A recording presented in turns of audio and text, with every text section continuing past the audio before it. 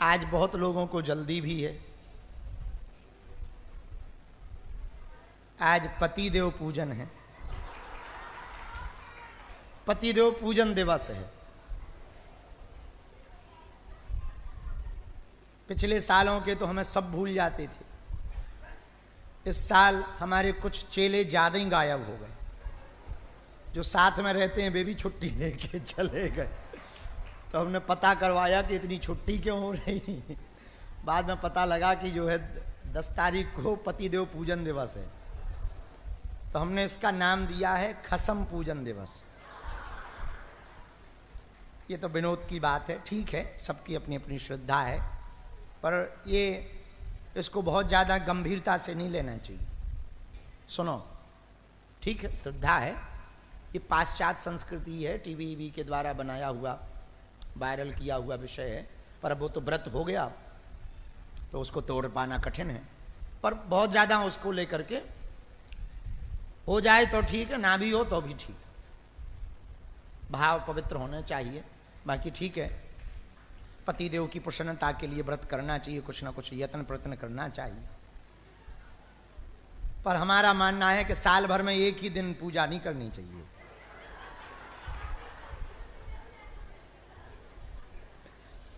रोज तुम दूसरी पूजन करो, दे चिमटा वेलन, नक्कटा ठटरी के बरे नास के मिटे, और करवा चौथ को ओम जय पति देवा, तेरी करो आज सेवा।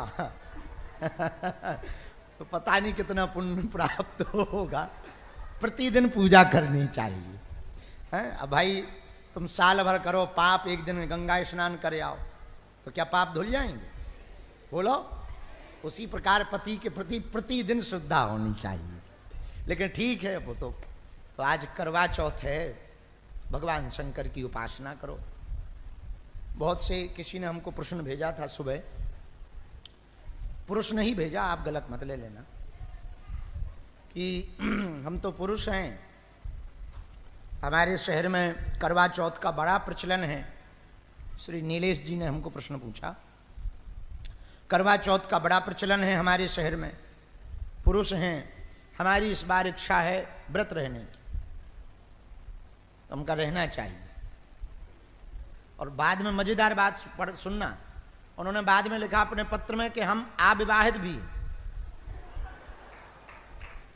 हम कहा और बढ़िया है ये तो, एक तो अविवाहित, ऊपर से पुरुष, और फिर करवा चौथ का व्रत। तो जब वो पत्र दे रहे थे तो हमने पढ़ के बहुत हंसे हम।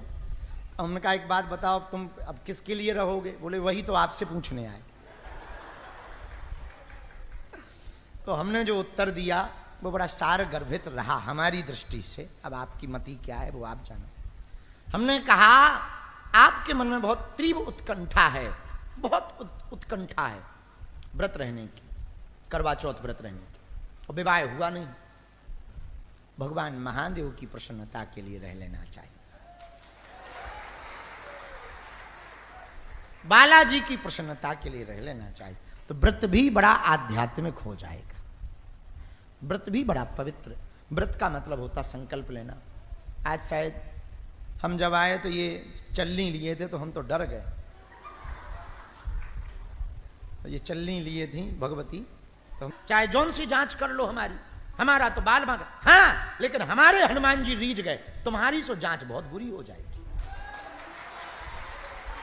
हम साधु महात्मा आदमी, सीधे साधे आदमी, आपको जो लगे सो आप करो, बुरा ना मानो, हम किसी के विरोधी नहीं हैं।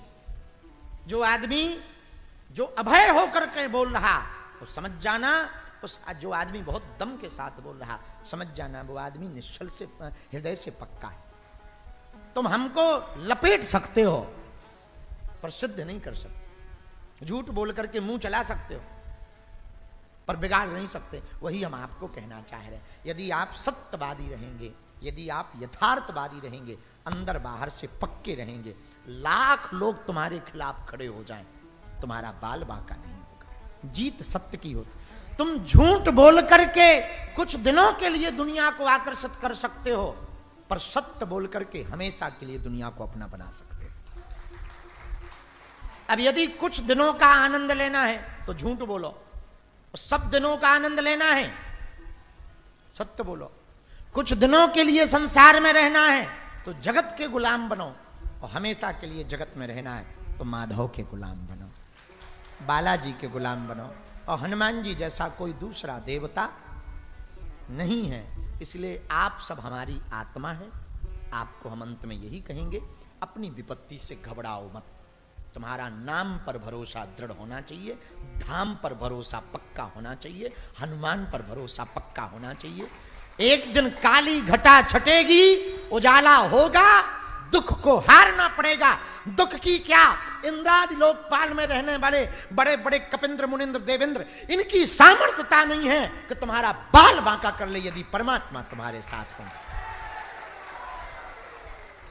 मुसीबतें मिलेंगी आपको, पर विपत्तियां मिलेंगी आपको, पर विजय तुम्हारी होगी। मरते सब हैं, पर जो राष्ट्र के लिए मरता है वो शहीद कहलाता है। मरने मरने में भी अंतर है।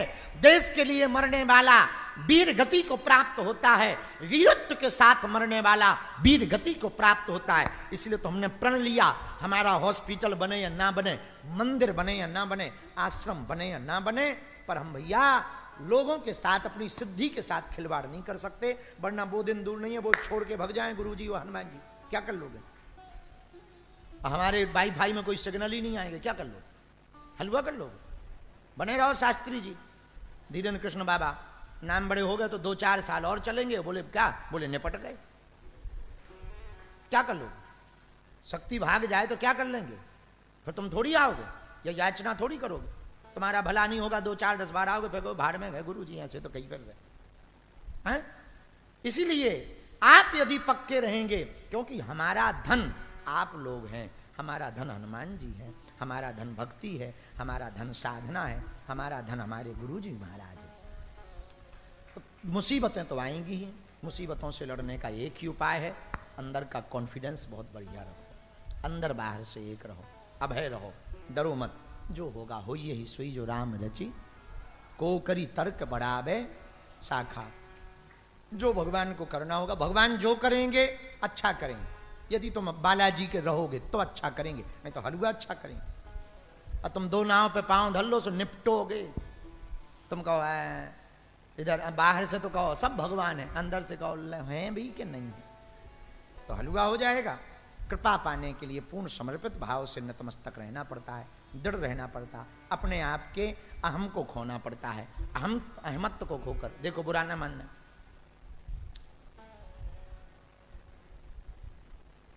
स्वामी रामकृष्ण परमहंस जी ने मरते समय कैंसर का रोग हुआ, अंतिम समय में कैंसर का रोग हुआ गले में।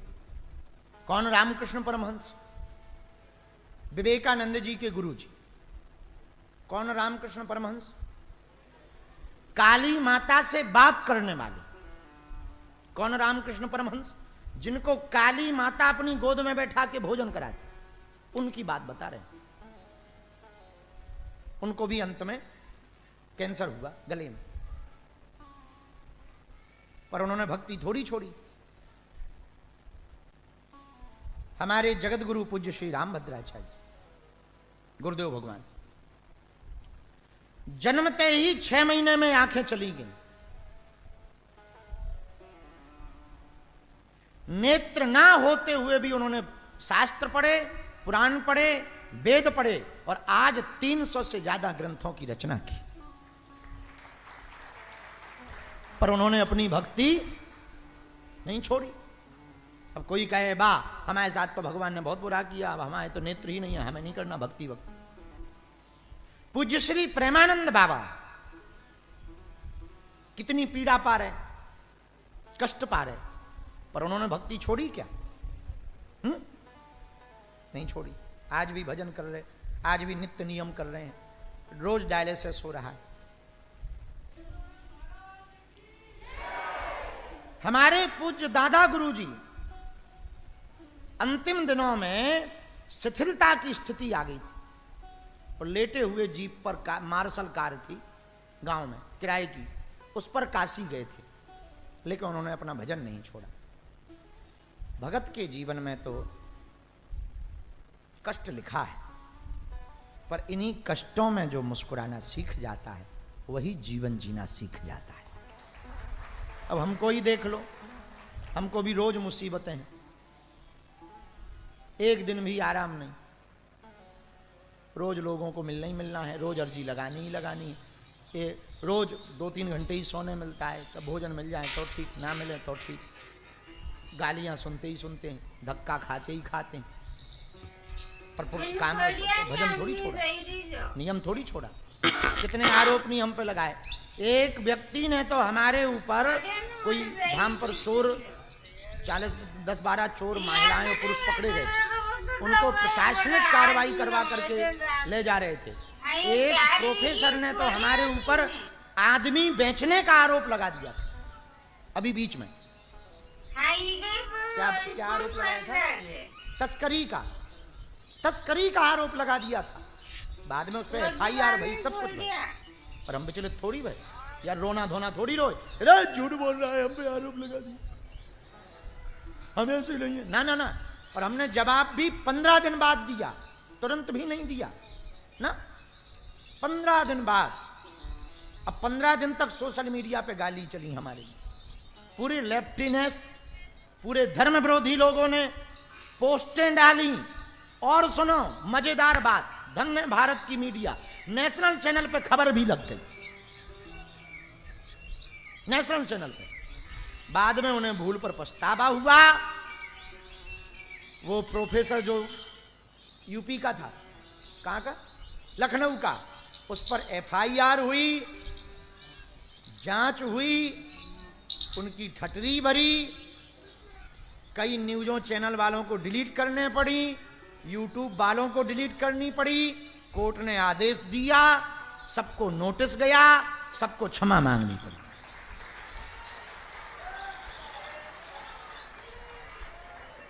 लेकिन हम भड़बड़ाने थोड़ी, या तुरंत YouTube पे आ गए, बहुत बुरा हो गया, हम किसका बुरा करते हैं, हमने किसके बैल छोड़े। अरे भाई ये जगत है, ऐसे प्रपंच रोज चलेंगे।